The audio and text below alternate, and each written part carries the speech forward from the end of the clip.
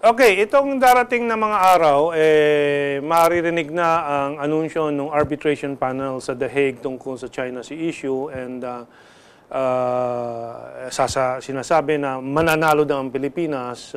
Ang sabi naman ng iba, wala namang panalo dahil hindi naman kasama ang China dyan. Ano?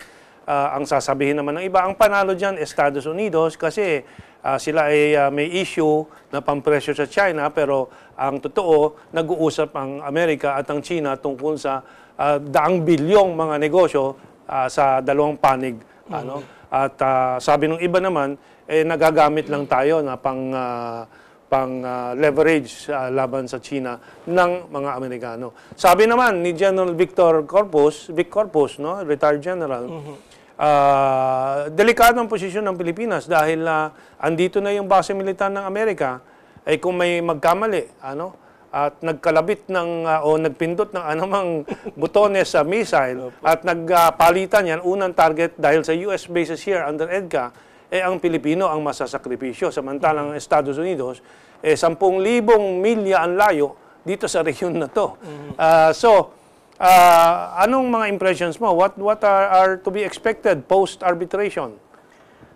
Ang sa akin lang po, whatever is the outcome, si Ginoong Duterte should continue his bilateral talks, no? Whether it's done formally and publicly or by back channeling, he has to continue doing that. No? Alam nyo, itong problema na itong sa South China Sea na to, hindi naman talaga mangyayari yan. Kung hindi na rin sa pagkakamali ng dating Pangulo, no? Dahil nung kanyang kumbaga, niyakap yung kagustuhan ng mga Amerikano dun sa kanilang pivot to Asia na polisiya, doon nag-umpisa na umalma itong mga Chinese. Ano? If I remember it right, ng panahon po na nandoon ako sa Senado, meron naman talagang code of conduct na nangyayari dyan sa South China Sea. Wala namang nag-aaway, no? Talagang merong kooperasyon para hindi magkaroon ng sigalot. No? Subalit dahil dito sa naging polisiya ng Aquino administration na embrace natin itong pivot to Asia na sinasabi ni Barack Obama, diyan na po nag-umpisa yan. Ano? At yung pagsakop dun sa ilang mga areas dun sa South China Sea na sinasabi nating atin, nag-umpisa lang naman yan nung mag-file tayo ng kaso sa arbitral tribunal. Diba bago tayo magpatuloy doon, paliwanag natin, baka yung iba hindi familiar doon sa pivot to Asia. Ano bang pivot? At ano ang pivot to Asia? Anong kahulugan nun? Opo. Dahil po yung giyera sa Middle East, no, sa Afghanistan, natapos na. Kailangan ng Amerika ng panibagong larangan kung saan nila gagamitin yung kanilang mga barko de guerra, no, etc., kung saan nila dadalhin itong mga puwersa na ito. Kailangan nilang gumawa ng panibagong theater ng giyera na sinasabi natin. So ngayon, nagpe-prepare sila para makipag-giyera sa China. And therefore, ang nangyari, kailangan nila ngayon na i-shift yung kanilang puwersa. Yun po yung pivot na sinasabi natin, yung shifting mismo ng puwersa so that kung baka sa karate, nakaharap ka dito, magpipivot ka rito. Pivot, yan, pivot. No? Shifting na ng puwerses kasi, sa protection ng kanilang sariling interest yan. Ano? Kaya yung nung tinanggap ni Aquino ito, na sige, yun nga, isa na dyan sa isang manifestasyon niya ng pagtanggap, yung hindi nga pinadaan sa Senado itong Enhanced Defense Cooperation Agreement na ito, no? At tinrato lang to na isang executive agreement. Dapat sana na dumaan doon sa concurring process ng Senado, no? Dito po sa tratado na ito, wala po. Yan po yung talagang nangyari dyan. Ano? Kaya kahit ang maging desisyon ng arbitral tribunal hinggil dyan sa kaso na yan, pagpatuloy dapat ni Ginoong Duterte yung pakikipag-usap sa China. Hindi lang dahil sa South China Sea, Kamentong. Isa sa pinaka-importante, yung binibigyan niya ng emphasis ngayon, yung drug menace. Ano? Malaki ang mabibigay na solusyon dyan sa problema na yan, sa pakikipag-usap sa mga inchik. Bakit? Yung pong supply ng raw material sa paggawa ng mga droga dito sa sa ating bayan, dito na ginagawa. Dito Pero ang raw materials yan nanggagaling doon. At alam na mga inchik yan kung sino ito mga involved na ito. So through bilateral discussions, at magagamit din naman natin yung ating bargaining chip din naman natin yung yung ating mga yung tungkol dito sa China na ito kung tayo yung magwawagi supposedly doon sa arbitral tribunal na decision, malaki ang mabibigay na solusyon nito doon sa pangunahing problema na gusto niyang bigyan ng kasagutan. So, solusyon doon sa hidwaan, number one. Solusyon o tulong sa solusyon doon sa issue ng droga. And of course, sa issue ng transportasyon, ekonomiya, marami ding pwedeng mabuksan na mga oportunidad na matulungan dyan. Sa financing, for example, ang Asian Infrastructure Investment Bank, sa loob lang ng 6 na buwan na mula sa pagka-formal na pagtatag noong Disyembre na nakaraan ngayon naghanda na ng 45 billion na pauutang sa lahat ng mga projects na pwedeng isumite sa kanila.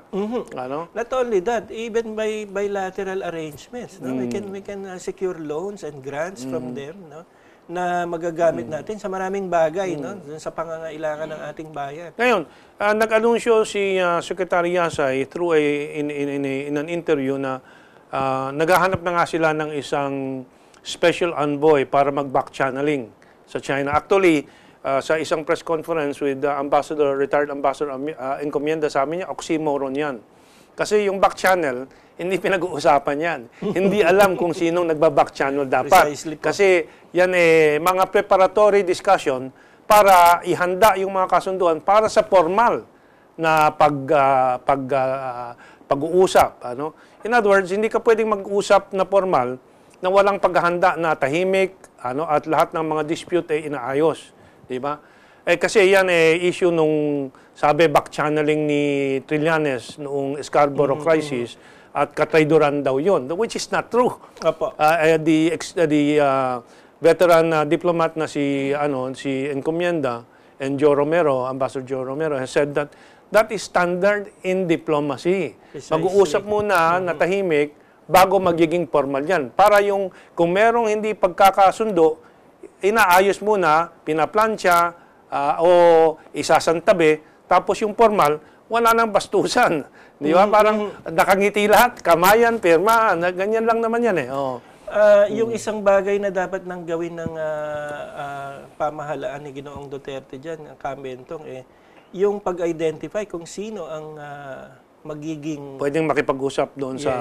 Hindi lang doon sa back channeling. Doon sa formal level mismo. Hindi ko na sigurado kung sino ngayon yung ambassador natin sa China.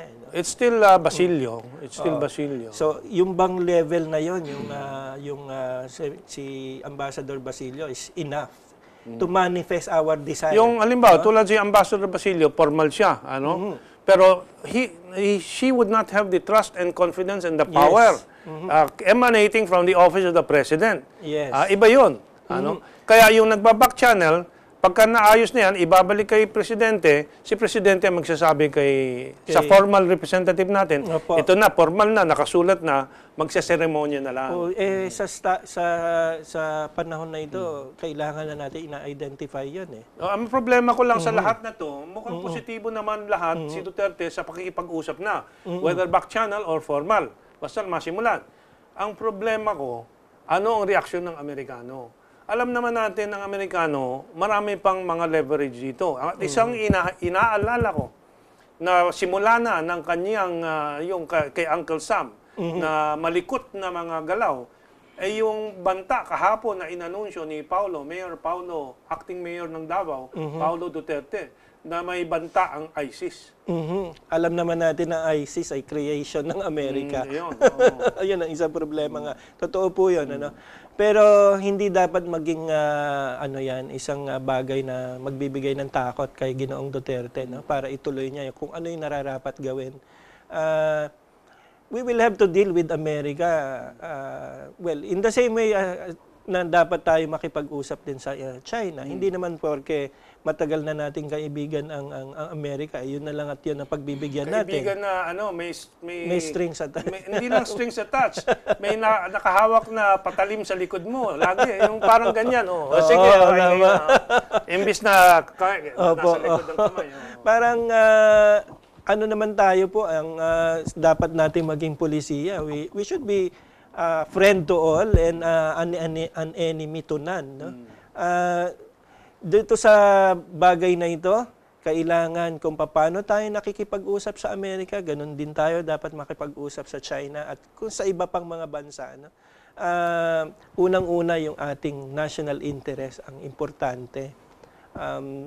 Kung ang national interest natin ay mabibigyan ng proteksyon at mapapayabong sa pamamagitan ng pakipag-usap sa China, dapat nating gawin. So let's cut to the chase. Anong national interest natin in relation to the US and to China today?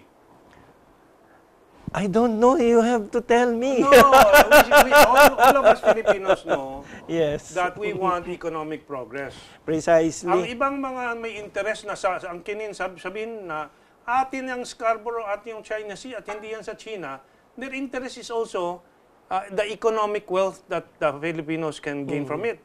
But the problem is, you won't gain it anyway with that attitude.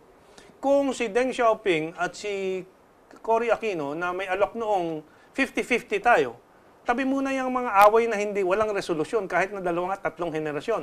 Na inaamin din ni Justice Carpio na 75 years, 100 years, hindi mariresolve yan. Hindi po talaga. Kung noon nagkasundo na 50-50, gastos ng China dahil maraming pera ng China, kumikita na siguro ang Pilipinas sa mga oil wells sa Spratlys at iba't ibang mga lugar, siyempre kaparte ang China. Hindi tulad ng Malampaya, 90% sa British and Americans, Shell, Texaco, at saka British Petroleum Bank nandoon, 10% lang sa Pilipinas.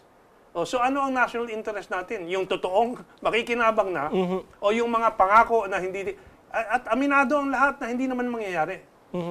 At susugang ko lang yung sinabi niyo, yung national interest. I think it's about time na ma-define na rin natin saan tayo papunta. No? Hindi lang yung kasong tayo ay makikinabang dyan sa bagay na yan. Pero yung pakinabang na yan, saan natin dadalhin? No? Kamentong. Ano ba yung national interest natin yan? Surely, prosperity, common good, etc. But, anong channel? Anong medium? Sa papaanong pamamaraan? Tayo ba ay magkakaroon ng pambansang industrialisasyon kung tayo ay hihingi ng tulong sa mga Incheck o sa mga Amerikano? Sa haba ng panahon na tayo ay nakatali doon sa ating relasyon sa Amerika, hindi natin nagawa ito eh. Yung industrialization, binalak na ni Marcos, 11 industrial project, tinulungan naman ng Amerikano ang oligarchs dito na ipabagsak si Marcos. Precisely. Diba? It is not in the best interest of America for us to industrialize. And China ba would allow us? If China would allow us and assist us in doing this thing, I would rather go with China and deal with them. You'll only find out if you talk to the other party. Precisely. Diba? Kailangan mag-usap. Kasi ang nangyari talaga, alam nyo, madalas mangyari sa akin yan eh. Why are you going to industrialize? It is not to your advantage, no? Okay na yung ganitong type ng ekonomiya nyo, no? Wala kayong competitive advantage diyan pagka pumasok ka sa industrialization. Ang sinasabi ko, hindi namin muna pinoproblema yung competitive advantage na yan. Dahil alam natin na sa pamamagitan ng pag-industrialize, marami tayong magagawa. Yes. Marami. At yun na nga, isa dito, yung kailangan nating asikasuhin yung polisiya sa mining, for one. Well, we have run out of time for this segment. Stay on to the third segment natin with Lito, and maybe our other guests will be here by then. Okay, let's take this break.